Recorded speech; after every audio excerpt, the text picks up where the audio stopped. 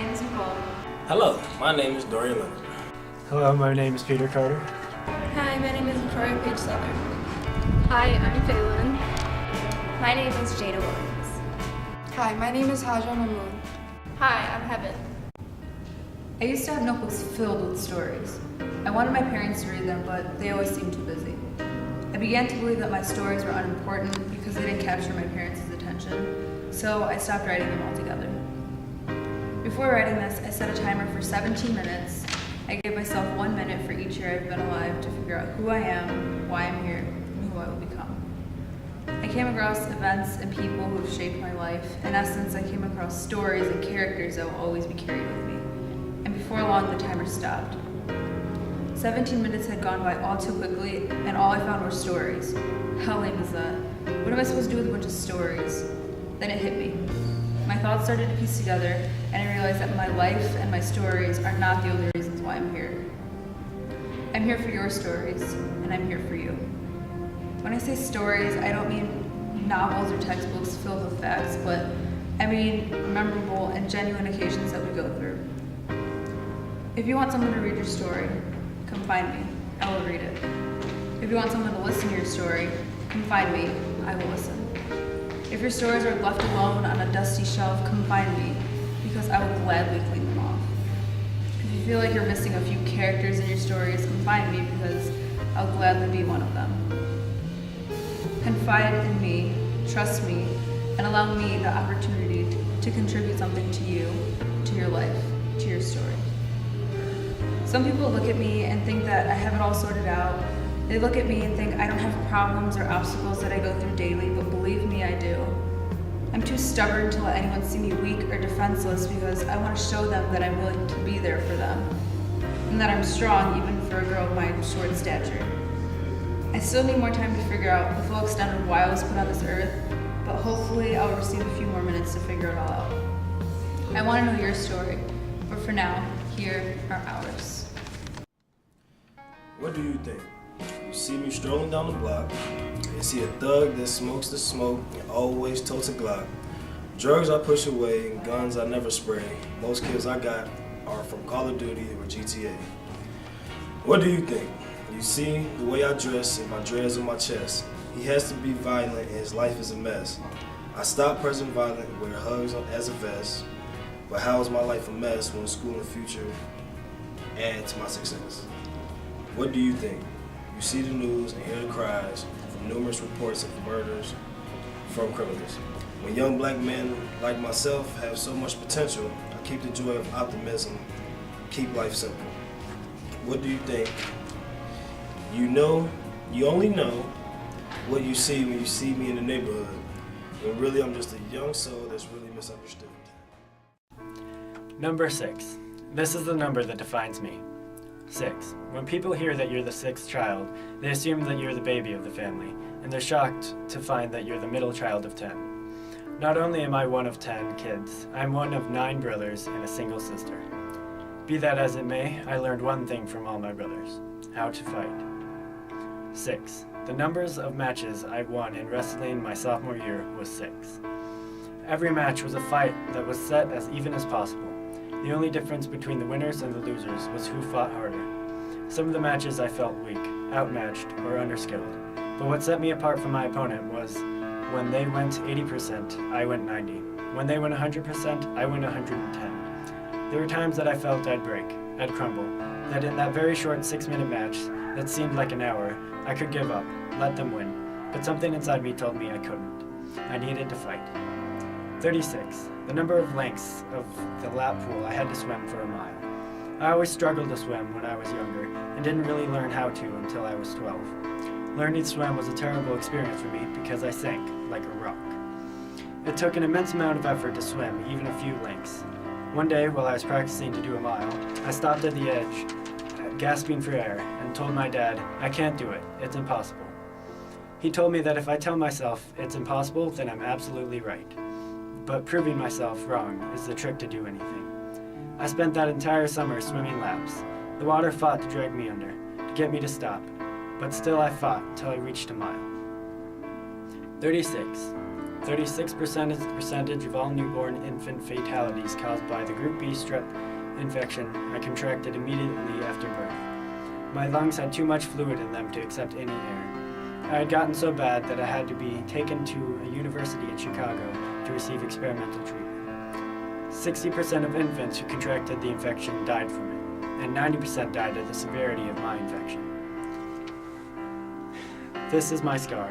The point in which the acid they poured into my veins was so unbearable that my infant self pulled the IV, spilling the acid onto my arm. My parents tell me that I didn't cry. I squeezed my eyes tight and clenched my fists so much that it looked as if I were lifting weights. This was one of my first and biggest fights. Somewhere within that small infant frame was the will to live, to keep going against all odds. My parents named me Peter, meaning the rock, so I could remember that I had fought so hard to be here. Life is a battle. Even if you feel beaten, crushed, or even like you're dying, you can fight. I fought so hard to be here. Life must be very important.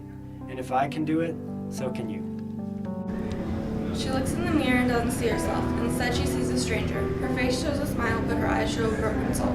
She feels lost and unloved. She lost any faith in God she ever had. She feels abandoned, alone, afraid. Her world seems to be spiraling out of control, yet she still finds a way to get through the day. A way to smile and laugh when on the inside she is dying. Behind closed doors she cries because her friends have left her. She falls into habits that are hard to break. She watches the blood rush down her arm. 4 of the people she loved most are lost to death. To honor them, she stops the habit and starts the healing process. She starts to get her life together. Things try to bring her down. She questions if she would be better off back at the hospital, but she stays with her family and the few friends she holds dear. She keeps herself together, afraid to seek help. Her life is a roller coaster of emotions. Who is this girl? She is me. I wrote down several things that I wanted to talk about and several things that came into my mind, and I couldn't seem to say what I wanted to say because everything is coming from my heart and how I feel and how I felt over these 18 years of my life. But so I don't have a paper. I don't have something to read from because I'm not a writer. But I have gone through several obstacles in my life that have made things difficult. I lost my mom when I was 7, and that was really difficult for me because I was the only female in the house and I didn't have anybody to look up to, and I didn't really know what was going on. So when I was 7, it didn't affect me that much, but when I got to high school, everything started to change, and I didn't know what to do. So I kind of lost my path a couple times and made mistakes, which scared me beyond belief because all I wanted to do was make my family proud because that's all I had left, I felt. All I had was my dad and my brothers. When it first happened, I blamed myself like many children I'm sure did. But it was hard because I sat there and thought I could have been a better child. I could have been a better help to my mom and to my parents, and maybe that would have helped save her life. But as I grew up, I started to change my mind and I started to blame her, and I started to think, how could she leave me here and how could she leave me alone? Because I felt like I had nobody to talk to, nobody at all. I remember several nights where I stayed up crying because I was striving to finish homework or do that last essay because I wanted to get an A in the class because I thought that's all that was important and my well-being wasn't important. I just needed the A. I just wanted to make my family proud.